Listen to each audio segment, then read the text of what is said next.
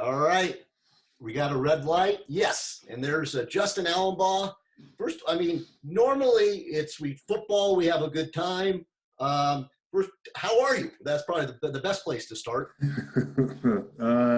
Good. I mean, listen, we understand we're in a pandemic. Knock on wood, we're healthy, family's healthy.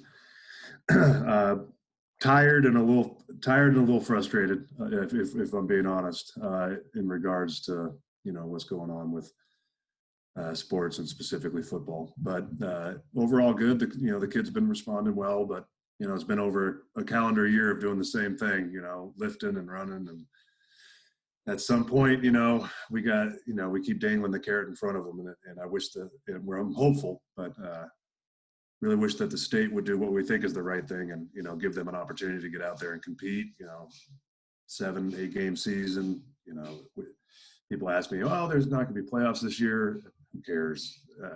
Nobody cares. Let's just give them a chance to go out there and have some fun and do what makes them happy. And, we believe it can be done safely. We've talked to the 49ers, we've talked to Cal Berkeley, we've talked to schools all over the place, and we've talked to other high schools across the nation. We've talked to the high schools across our own state, and we believe that it can be done safely, very safely. It's a pandemic. You can't do anything completely safely. You can't sit there and guarantee that no one's ever going to get COVID no matter what we do. That would be absurd. But all the data that we have and all the data that we've been given from, like I said, across the nation and from the 49ers and a lot of the colleges that we've reached out to, I mean, you're safer going out there, playing football than you are doing a lot of other things. And, I understand the state's in a predicament. They're trying to keep kids safe, but if with the science of the data is there, we're hoping that they give us an opportunity to prove that it can be done safely. And that's the key. I mean, you guys have the data. You publish the data. Tell people about that. Well, what you and everyone, a lot of people, it's all the input, what you guys put together. It's very powerful.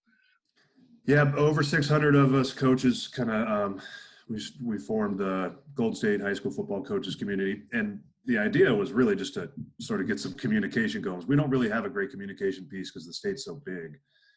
And this was, probably about 2 months ago, month and a half ago. And we just started talking, and we just started trying to see what everybody was doing, because, Eureka's a lot different than, St. John Bosco and Bellflower, just as far as their dynamics. We just wanted to get some conversation going about what people were doing for their workouts, what different counties were allowed to do. And then the conversation just kind of drove itself to, hey, let's start compiling what we're doing and see what it looks like. And the first piece that we compiled was all of the workouts that we've been doing. And we've been following county guidelines. We've been following state guidelines, which of course have, the county has to be in line with the state. And that when we first looked at the data, it became pretty kind of jaw-dropping. We've had over 1 million workouts, meaning kids have been showing up over 1 million times into the workouts. And that's just from about 300 some odd schools that have reported it. And there's been 11 cases of COVID that have been traced to the workouts. So you had about a 1 in 94,000 chance of contracting COVID from coming to the workouts. Coaches showed up over 100,000 times. And then off the top of my head, there were 2 cases of COVID that were traced to the workouts. So you had, I think, a 1 in 70-something thousand chance if you were a coach. There's 0 hospitalizations, 0 deaths from what we were doing. And then that naturally, we asked the question too. So we produced some of that data, and everyone went, oh, it's self-reported. Of course it's self-reported. No one's allowed on campus besides the coaches and the trainers and the administrators. So it has to be self-reported. If it wasn't self-reported, it would break county guidelines. So that was the first thing that we kind of had to talk to people about. The second thing is, well, yes, those are workouts. That's not football. And that's a question that we asked too. We get, okay, what's the next step? So we started trying to compile as much data as we could from across the country. And we really tried to look at relatively similar to California. Arkansas has a much different demographic. It's a lot more spread out than California does. California is a different animal in that regard. So we started looking at games that were played across the state or across the nation, and most states had on average like a 96% completion rate as far as games scheduled and games played. And then the question becomes, well, those games that were canceled, but that could potentially be a good thing too, because that prevents the spread. If you're canceling games, that means somebody tested positive in your group, and you don't necessarily want to, have a competition, which could potentially increase the risk. Then we started compiling mental health data, and depression, anxiety, unfortunately, suicide attempts, that they're all through the roof with the demographic that we work with, which is the youth of California, right? Then we started compiling more data and what was going on in our inner city schools, and that was pretty heartbreaking. We had meetings with a lot of our inner city coaches across the state, and we just listened. And they had, and they're major prominent members in our group right now, and a couple of them have a press conference tomorrow, and I think they're going to do a great job. And they have a really gripping story to tell, and a lot of them, because their school districts have really been shut down, not all, but a lot, they haven't even been able to see their kids since last March. Some of them were saying that a lot of their kids haven't logged on to a single class since last March.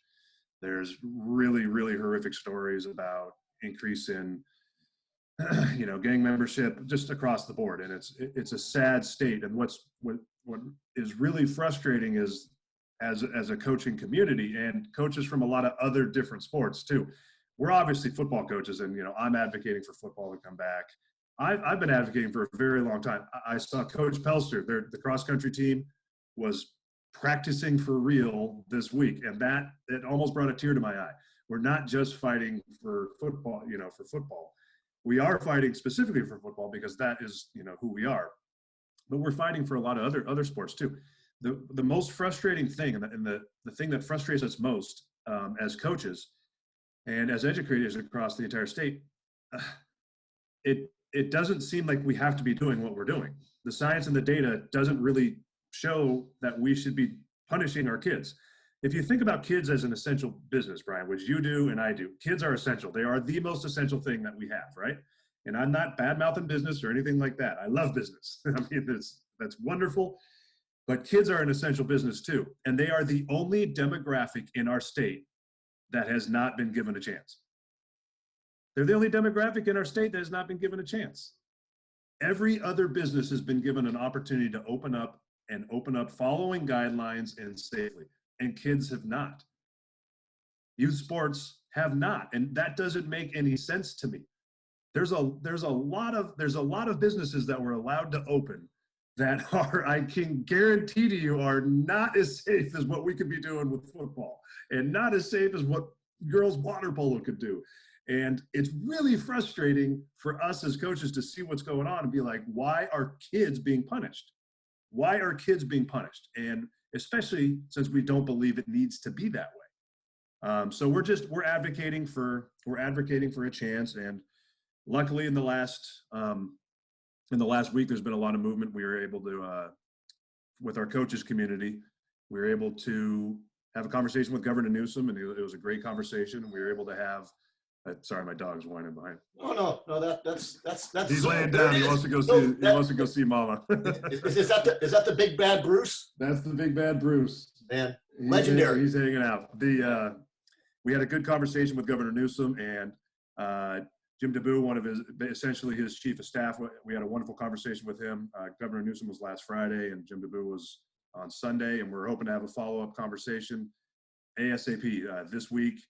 A lot of other officials, and we're trying to present as much data that as we can, and show them that this can be done safely, and the science and the data that has been compiled, not just by us. Everything's just us compiling. No, we're asking for stuff from other people. One of the best reports that just came out was produced by the 49ers and in coalition with the CDC. So that way it wasn't just self-reported. It was a coalition between the CDC and the 49ers, and they had zero transmission through competition. Now that doesn't mean people didn't test positive. You go home, you go to a party, you go to the grocery store, you go to a lot of places that are open that are pretty crowded these days. You have a chance, you obviously have a chance of contracting the virus. And you have a chance of contracting the virus. But the really interesting thing was the CDC and the 49ers worked together, and it showed no transmission through competition. We're asking a lot of colleges across the way. And we're trying to, you know, hone it down as much as we can, but there just doesn't appear to be, these are not super spreader events if they're done properly. A lot of times we've been pointed out that, you know, there's this a basketball tournament up north, or a wrestling tournament in Florida or something like that. And yeah, for sure.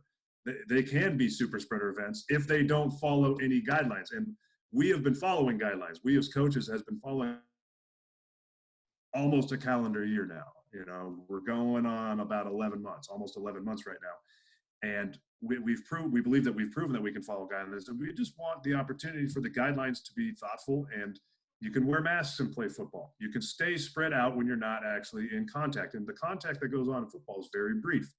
It's a similar type of thing as water polo. And it's a similar type of thing as a lot of other sports. Lacrosse, you can wear a mask in lacrosse. And there's a lot of mitigating factors that can be implemented in a rational way that makes it safe. We're not cramming into a locker room and changing. No, that was one of the things that we got from all the high schools across the country. Like, you can't do a locker room. That was a place that was just not, you know, because those locker rooms, you know, ours has pretty decent ventilation, but a lot of those locker rooms are, I mean, they're pretty tight. So there's a lot of ways that we think that we can make things safe. And, you know, it's hard because we really haven't been given the opportunity, and we're hopeful that we will. I mean, and a lot of our kids, you know, the St. Mary's is playing basketball right up the street, you know, and, you know, we understand that's, you know, they have more access to testing and things like that, but there's just a lot of things that we're wondering, you know, why are certain things happening and certain things are not. And, you know, last weekend there was a women's soccer, girls soccer tournament in Arizona. There were 50 teams and 48 of them were from California. That's not the answer to what we should be doing. That just, for us, it's like, why are we doing this?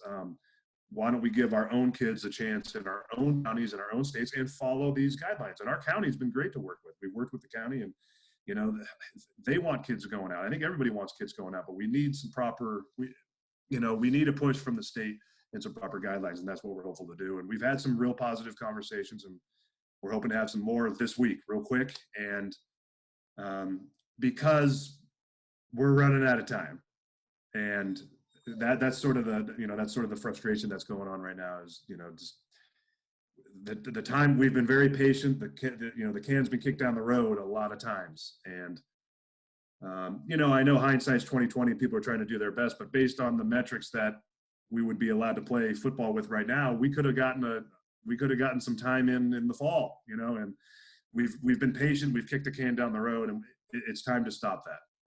I think the patience is kind of worn out, and I think we really need to give our kids something, and give them a chance. Right. And you mentioned, did you have to let Bruce out, or is that okay? Yeah, I'm gonna let Bruce out real quick. Okay, go ahead. Yeah. You're okay. You're okay. You're okay.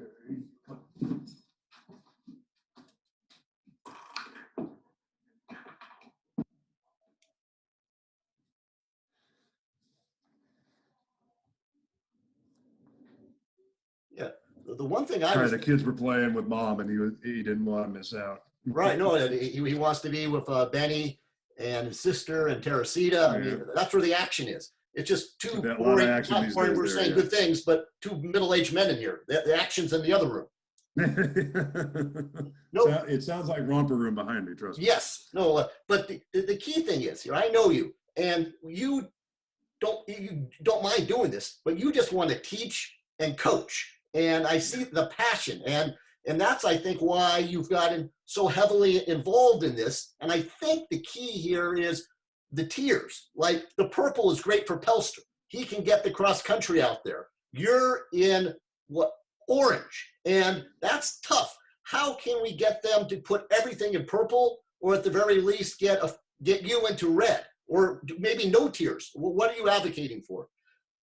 Well, we're advocating for, there's a number of things that, you know, either an adjustment of tiers or removing youth sports from the tier system because they don't need to be in it.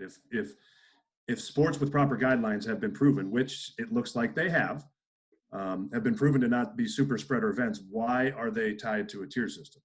If they don't spread the virus, if they're done correctly and they don't increase the spread of the virus, then why are they tied to these tier systems? Our tier system is also Let's see.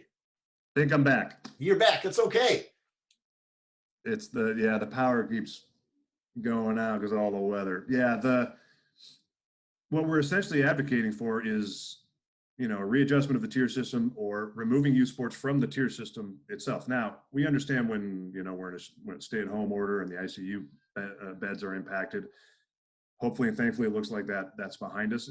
And we're not we're not crass humans. We don't want anyone to get sick. Quite the opposite. I wouldn't be advocating for this if what we've been told didn't point to the fact that these things could be done safely. The question remains, if youth sports have been proven by a lot of different states and a lot of different organizations to not be spreader events if they're done properly, give us proper guidelines and remove us from the tier system, because that doesn't necessarily, if something doesn't spread the virus, then it should not be tied to the virus. I can go for a jog outside no matter what tier we're in. So why are we tied to all the tier system when it doesn't necessarily apply to what we're trying to do? Obviously, we understand the higher case rates and things like that, but we're advocating for either a removal from the tier system or a readjustment about where all the sports are.